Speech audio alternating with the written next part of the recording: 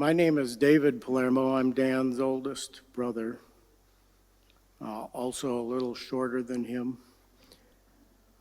And it was really neat to see all those pictures. There's a lot of memories there, and a lot of them that are already home in glory, and one more today.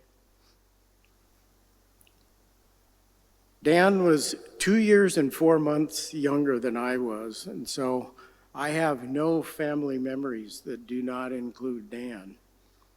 And growing up, we grew up on a plot of 60 acres, a mile and a half north of Mora. And some of it was in land bank and a lot of it was just in forest.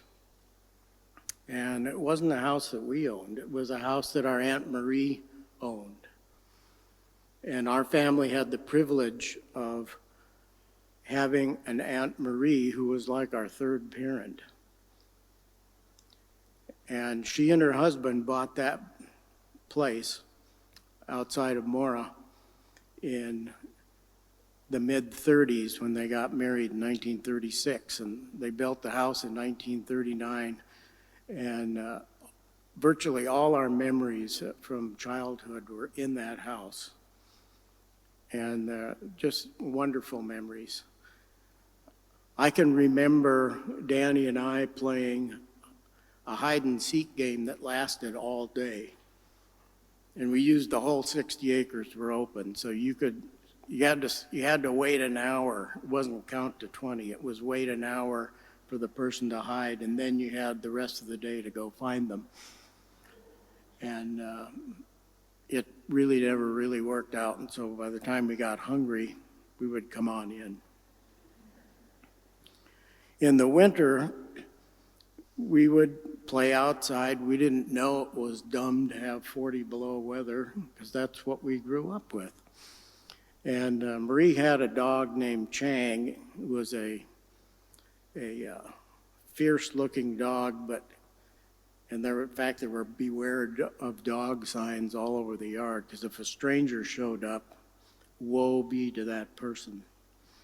But we could do anything we want. So we tied up Chang and hooked him up to the sled and made him pull us around the yard when we were kids in the wintertime. And we played at various things. And in the fall, when it was time for school to start, you could tell because you got a new pair of jeans. Every September, you got one new pair of jeans. And I was trying to find a picture of that, but I didn't find one. But we were all not super big, and so you had the cuffs were about this high, rolled up. And those things were so stiff, you could not sit down in those jeans without causing pain. We did have some early TV experiences. This was quite a few years after TV was invented, but it wasn't that pervasive in Mora, Minnesota.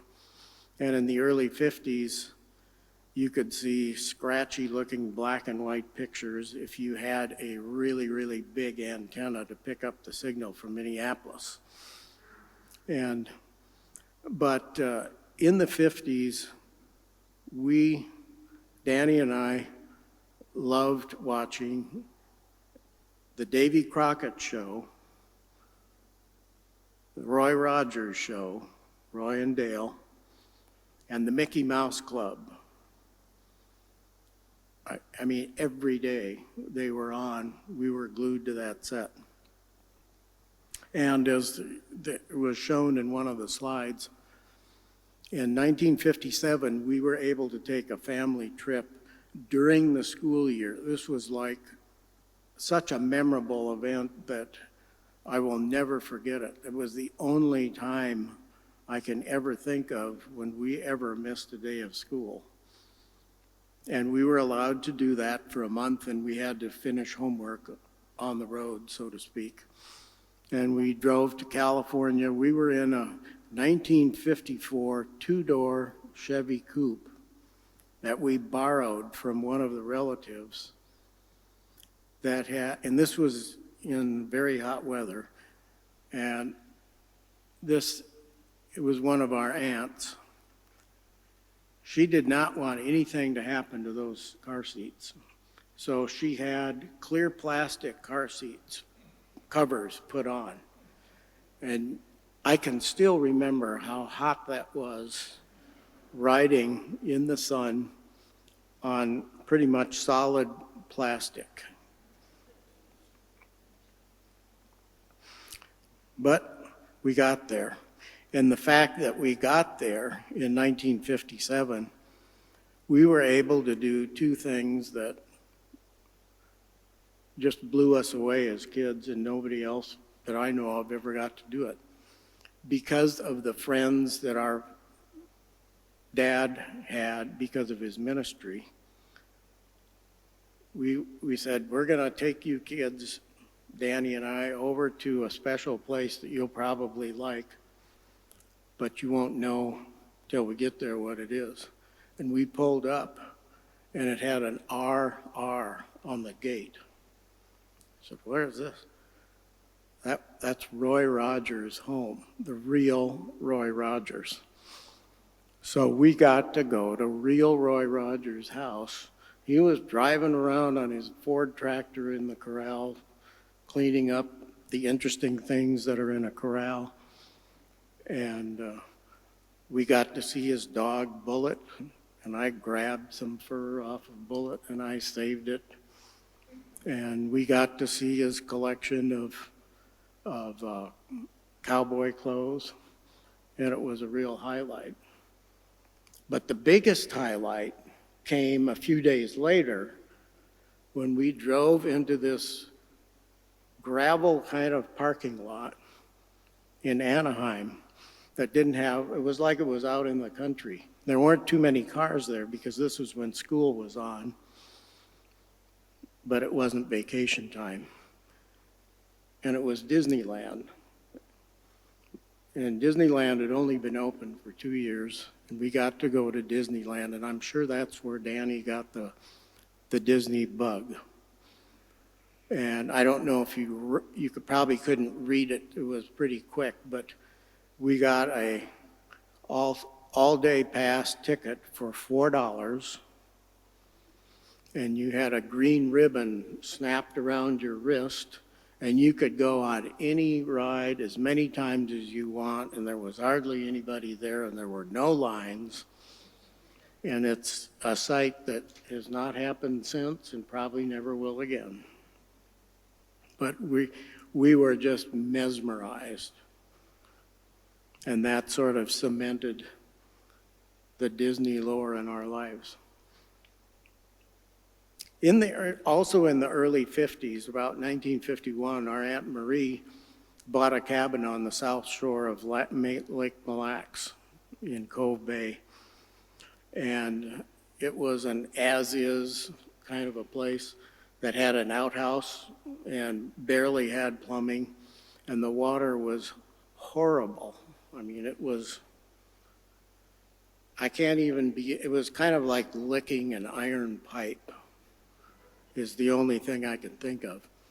And, but we had, fortunately in our family, a grandpa who was our mother's dad, who was a fabulous carpenter.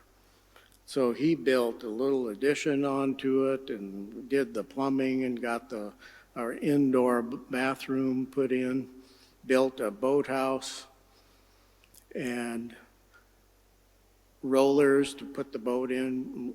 Marie bought an aluminum boat with a 10-horse motor. And every June we would go zipping up to the camp, which was 37 miles from our home in Mora, and it took forever to go those 37 miles. And we put our swimsuits on in June, and we didn't take them off till September when we had to go back to school. And so Danny and I would go swimming, and we would go boating, and we would play in the sand, and it was just an unbelievable opportunity that we had to do things as a family. We walked on the beach. We made a hideout on a small island, and caught a garter snake and cut the head off and nailed it up as a kind of an emblem of where our hideout was. We went to church in the Missionary Alliance Church in Onamia, and Dan got really sick one summer, and my dad called up the elders of that church and asked them to come out and anoint him with oil, just like it says in James chapter 5, and he did get better.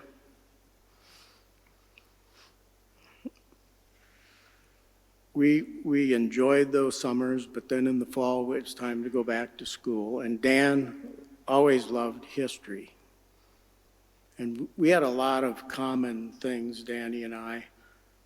Music was one of them, but school wasn't. When you have these security questions, when you log into places and they ask you, what was your least favorite subject? Mine was history. His was math. Math was my favorite, but it was his least favorite. So we were kind of polar opposites when it came to school. But we both ended up playing the trumpet. And you probably don't know the story of how Dan got to be able to play the trumpet, so I'll tell you. I've never even told this story. It's not that great, but it is interesting. In fourth grade in Mora school system, everybody learned to play the flutophone. Everyone. And some actually pulled it off, some did not. And at the end of that fourth grade period of time, when you were given the opportunity, if you were doing pretty well, playing the flutophone, to become a member of the Mora band and go get into the music part of the curriculum. And I always wanted to play the drums. That was kind of my goal. But I didn't think that was one of the choices.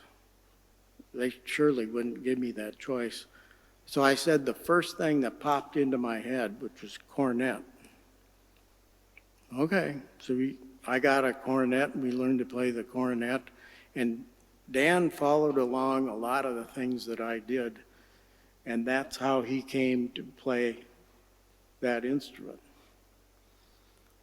A few years later, we traded in the cornet and got trumpets, and he and I would play duets at church in our Emmanuel Baptist Church, where we went every single Sunday, morning, night, evening. We had our own pew in the back on the right side, and we sat right behind the Lundgren's pew, which was right in front of ours.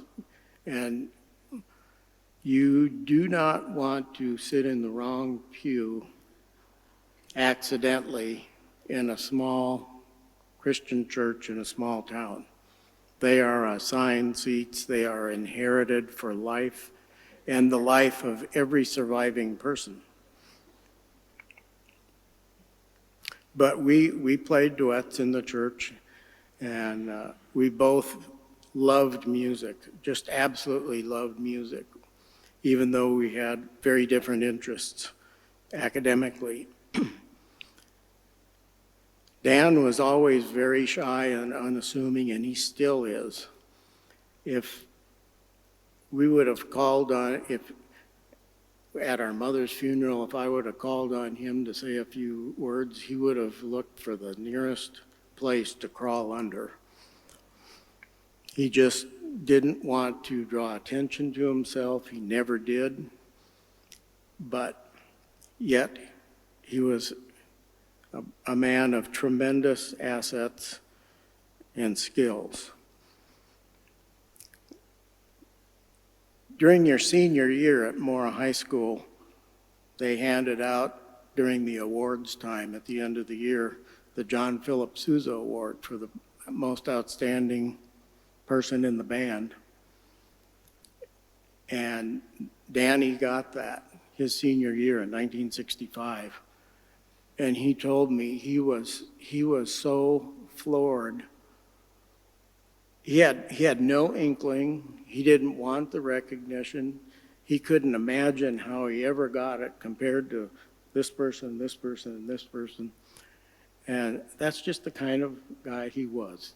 I mean, he did excellent things. When he decided he was going to be good at something, he was good at it. After I left for college, Dan became kind of the older brother for the other kids. See, Danny and I were nearly 2 years apart. And then my folks didn't quite get the every other year thing. And there was a 5-year span before Diane was born. But then they got it. So she was born in 53, Doug in 55, and Dean in 57. But there was that gap in there where they didn't really do those things. And so Danny it was like almost like a second family, and Danny got to be the big brother for them part. After high school, Dan attended the University of Minnesota for a while, and he was in the marching band. It turns out I also attended the University of Minnesota, and I was in the marching band. This was in the 60s, and it was so much fun for both of us to be in the marching band and march down University Avenue into the old Gopher Stadium and come running out, when they did the fanfare kickoff. And it was just some of the real highlights of both of our lives. Now, this is in the 60s when the Vietnam War was just starting to really crank up, and neither one of us were interested in becoming infantry people in the Army. And so I volunteered to be a Navy fighter pilot. I thought that was going to be cool. But you can probably guess why I didn't get that choice. The choice was I was too short. It turns out they don't have electric adjustable seats in fighter jets, and they have a certain size. And it's actually a pretty narrow window of height that you have to meet in order to be a fighter pilot. So I didn't get to do that. So I went on to graduate school because I could get a deferment, and Danny joined the Army. Part of the reason he got in was our band director at the university, Dr. Frank Bencresciuto, fabulous musician, had an Army background, and he was able to help Danny get into the U.S. Army Band. And so in 1968, Dan joined the U.S. Army Band, and he played the euphonium. You probably saw that up there, which is a kind of a scaled down baritone. Now, how did that happen? So I will once again give you the inside story of how that happened. They thought, I'm not kidding, the Army thought his lips were too big to play the trumpet effectively. So they said, you are not going to play the trumpet, you're going to play the euphonium. Oh, and Danny did what he usually did when somebody was giving him a directive. Okay. I can still hear him say that. And that's what he did. So he played the euphonium, and he was stationed in Berlin, Germany, and did an excellent job in the U.S. Army Band. While he was over there in Germany, Marie flew over to Europe and took him on a brief trip to Sweden to see where a lot of our relatives came from.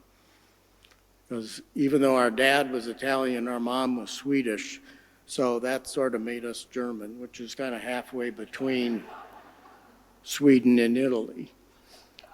And Phil's family the same way. Phil was Italian. His wife, Edith, was Swedish. It's an interesting mixture, but the kids turned out anything you want but tall.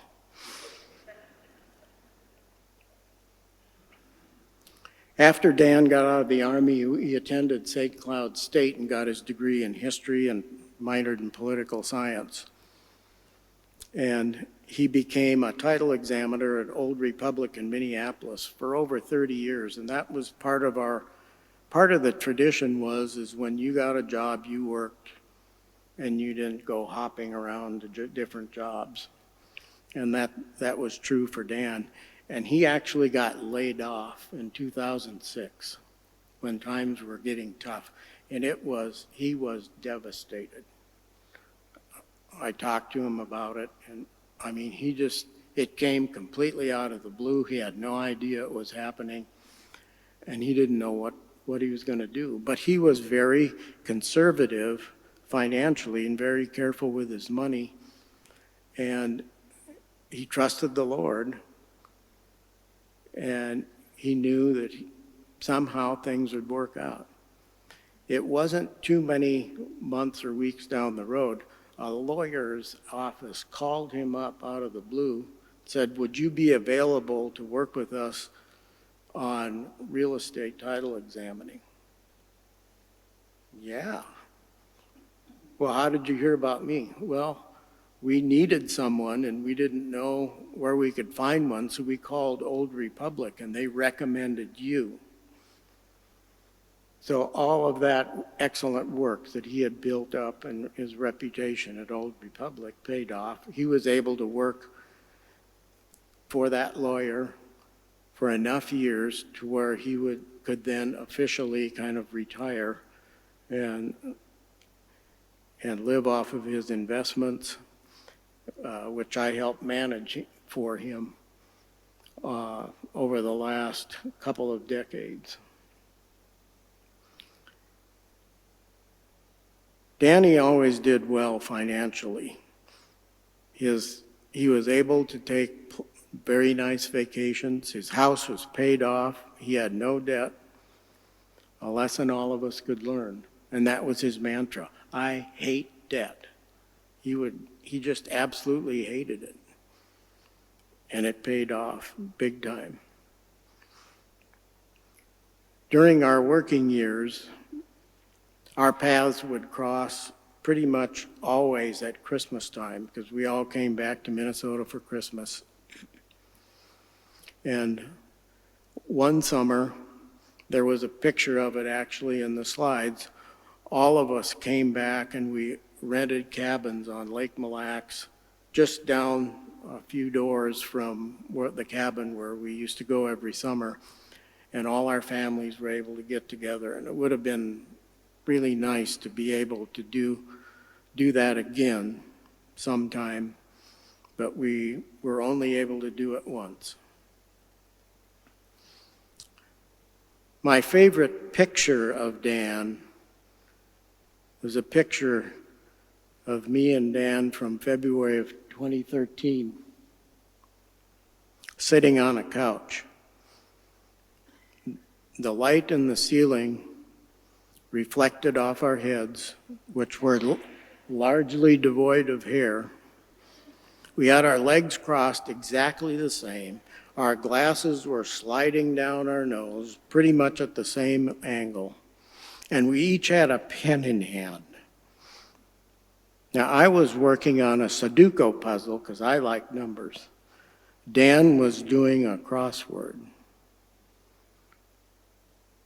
What I will always remember about Dan was that he was a man of integrity, financially conservative, God first, family second, himself last, a man who loved words.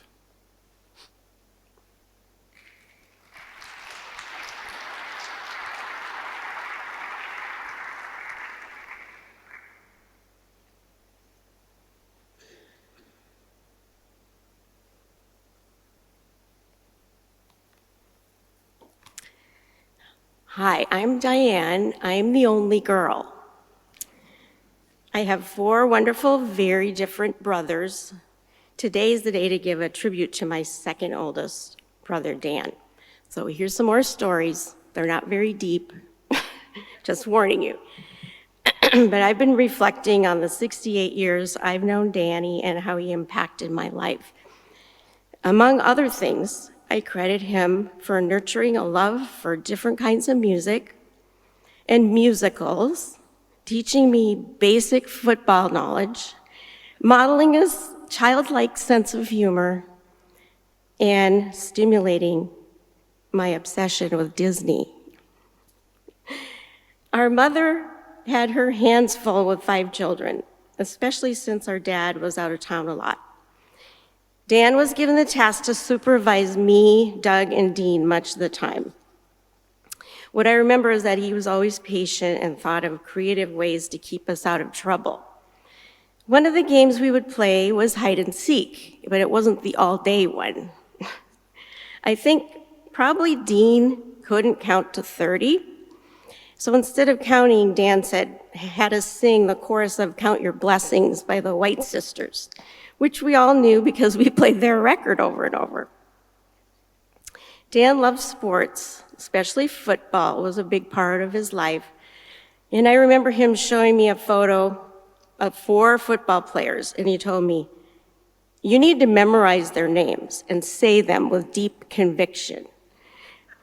Bubba Smith, George Webster, Clinton Jones, Gene Washington." Does anyone remember these? You do? Okay, well, I think they played for Michigan State, but he thought they were pretty good. Every Sunday we would watch football in the basement. One time Danny got excited and yelled, "Dick Butkus, up the middle!" He then proceeded to tackle one of us, one time managing to break through the thin wall on the other side of the sofa, and oops, no one got hurt. Many hours were spent watching TV game shows, Andy Griffith and other sitcoms, Laurel and Hardy, Little Rascals, and on occasion, The Twilight Zone. I remember once getting so scared I couldn't sleep, and of course, I blamed it on Danny. "Mom, he made me watch it." So then he got in trouble. He had a great memory for details, and he could quote lines from many of these shows and just crack up laughing. And we could call him or email him, and he'd come back with a line that we'd want to remember. I remember during snow days, Dan would keep us occupied by either making forts in the snow, or he developed what he called the series of games. And we would play several different board games all day, and one of us would be the winner of the series. All-Star Wrestling was another show we watched. This is what we did. While babysitting, Dan would have Doug, Dean, and I take turns tag team wrestling. We'd pretend we were the Crusher and do the famous Crusher move, or Mad Dog Vachon. We didn't hurt ourselves too badly. Dan loved to play records, not like the Beatles or Elvis, but the music of Leroy Anderson. For Pop's orchestra songs like A Trumpeter's Lullaby, Bugler's Holiday, and The Typewriter. Does anyone remember those? Dan would have us take turns getting on the living room ottoman, pretending to be the director of the orchestra. He also introduced me to musicals. He would play My Fair Lady or Music Man over and over again, so often that I'd memorized all of the songs, much to my kids' dismay. I remember him playing a record of Crown Imperial March, and he encouraged me to appreciate the grandness of the brass. Of course, he loved playing in the Minnesota Marching Band, so those records were played often. He also brought home recordings of the University of Minnesota Concert Band Ensemble. When he came home, he played their music for me. I eventually played some of the same songs in our high school band. The music of Shostakovich and Latino by Frank Bencresciuto. On a side note, I flew here early to spend time with my friend Beth Wood. She took me to a band concert at Como Park on Wednesday. Minnesota State Band happened to play Latina, which brought back so many memories. So I thought that was cool. Finally, he introduced me to jazz, especially big band jazz. I'll never forget, we watched Lawrence Welk one Saturday night, Danny laughed so hard after he heard Lawrence read the teleprompter announcing the next song. And so now, for our next song, that famous big band song, Take Thee a Train.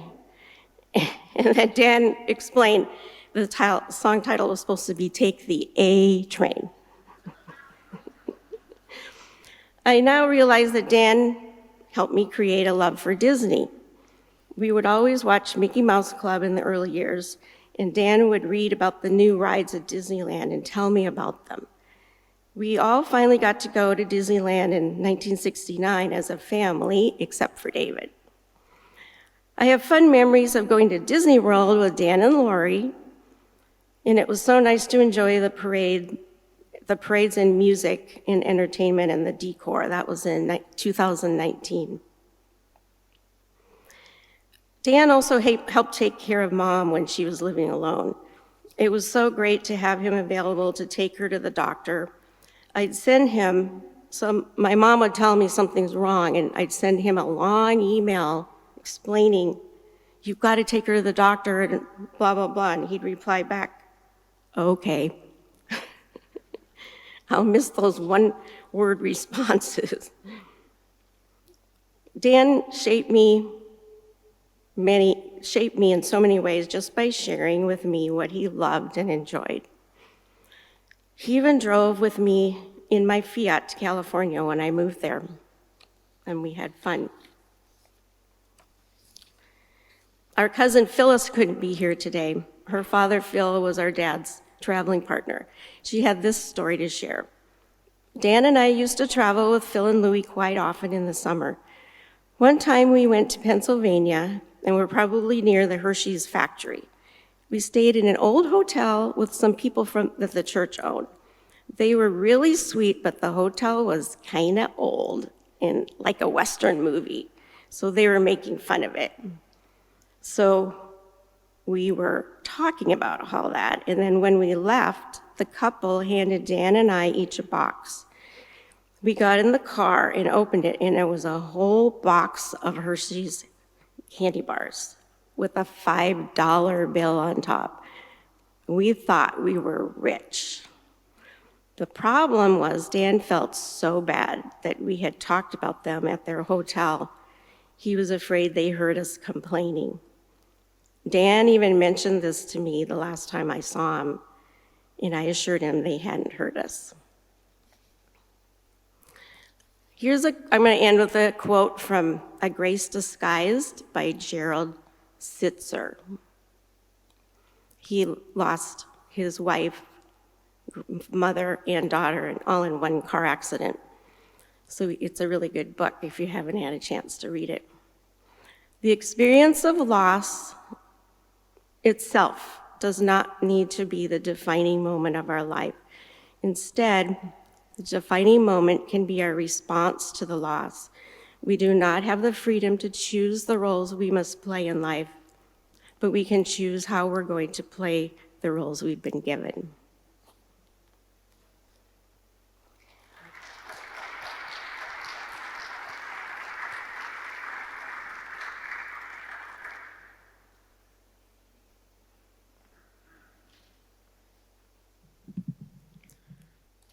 Hi.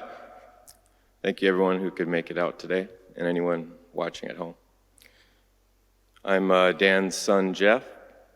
Unfortunately, I ended up a little bit taller than him. I wouldn't say I'm actually tall, but I at least was able to achieve average height. Academically, I had interests similar to both my father and my Uncle David. I liked math and history. English, not so much. My father was a fun, kind, reliable, and disciplined man who didn't require much to remain content throughout his life. What mattered most to him was his family, his friends, and his priority was his faith. Thinking back to my childhood, I don't recall us ever missing a week of church, not once. The same went for his job. I remember he would take overtime work if he needed the money, but he would never call in sick. That's just a snapshot of the kind of discipline and dependability he had. Although he didn't make much money in the early years while we were growing up, he was very good at budgeting. Without the math skills, he just kind of knew if you didn't have the money, you don't spend it. He would save up his money to surprise us with Christmas gifts, birthday gifts, or take us on family vacations, including Disneyland and Disney World. I remember one year, he took a second part-time job for the holidays just so he could spend a little extra for us kids that year. He did it for the reaction and the excitement, and to create the memories. He continued working hard at his 9-to-5 job for over 30 years, all without compromising his weekly 10% tithe to the church. I remember him telling me that no matter what setbacks we had, God always provided our needs, and he continued to give back to the church for the rest of his life. The one thing he hated more than anything was debt, like my uncle mentioned earlier. Aside from his mortgage, he never once spent money on anything he couldn't pay off. Later on, he even had a nightmare that my sister and I racked up a bunch of credit card debt. That was the kind of nightmares he would have, I guess. But he woke up relieved, knowing that both of us picked up on his quality. I learned from him at a very young age how to earn what you want in life, that nothing comes for free. I recall back when I was about 5 years old, we were at Toys R Us, and I kept asking for a Ninja Turtle action figure, Leonardo. I saw him hesitate, but no, he wouldn't do it. He wouldn't just buy it. Later, when we got home, he said that if I learned to ride my bike without the training wheels, that he'd get it for me.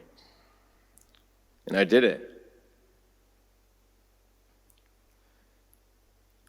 Later on, as I got older, I continued to learn to save and budget the allowance I was given for doing chores, up until I was old enough to get a job.